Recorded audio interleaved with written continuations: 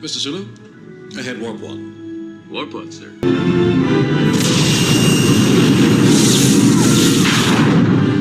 Lieutenant Hawk, set a course for Earth. Maximum warp.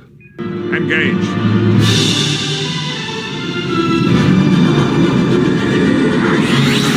Set a course for DS9. Maximum warp.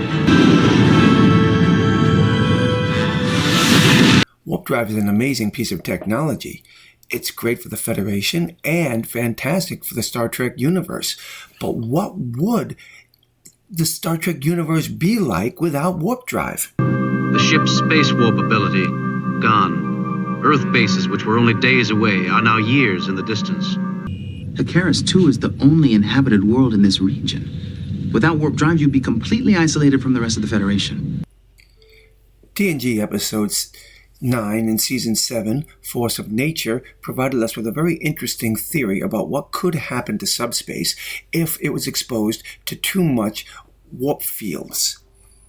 Captain, according to our research, warp fields cause a dangerous reaction in this region of space. Our planet is already being affected. We have measured large gravitational shifts throughout our system. If something isn't done, our planet will become uninhabitable. It is an interesting idea. The very notion that warp drive could be destroying subspace and eventually rip a hole in it is just mind-blowing, because Star Trek has been filled with warp drive technology since its very creation, and the fact that without warp drive, all these nations, all these worlds would have no way of reaching each other. Like Kirk said in Where No Man Has Gone Before, Earth bases, which would be days away, are now light years in the distance without warp drive. The Hikaran ship's engines are beginning to overload. I believe Sarova is attempting to create a warp core breach. No. It appears to be what Rabal and Sarova predicted, a subspace rift. She was right. After this episode, there would be no further mention of warp fields messing up subspace. There would be no references to it, and there would be nothing to explain how the problem was resolved. Now, I've decided to do a little research into this, and some of it's interesting, but a lot of it, I think, is based off of fan theories. The only reference that I can find anywhere regarding this episode is coming from Screen Rant. Star Trek finally gets one controversial TNG episode a better explanation. It wasn't a better explanation, my friends.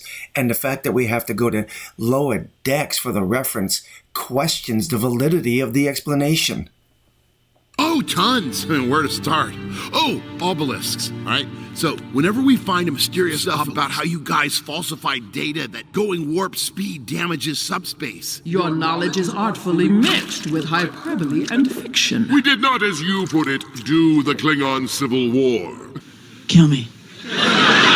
Strangle me, shoot me, run me over. Whatever it takes, I'm in hell!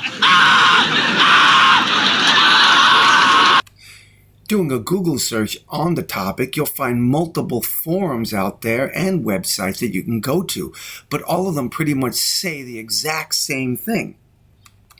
Take, for instance, this blog here where you got people commenting all over the place about it.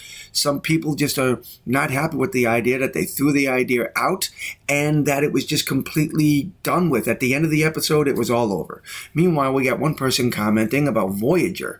I seem to vaguely recall they had a throwaway line at the start of Voyager saying that they had new technology to correct the problem that was hammering space.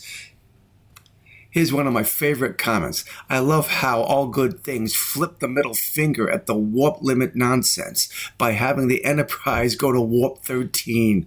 Force of Nature was definitely an environmental episode.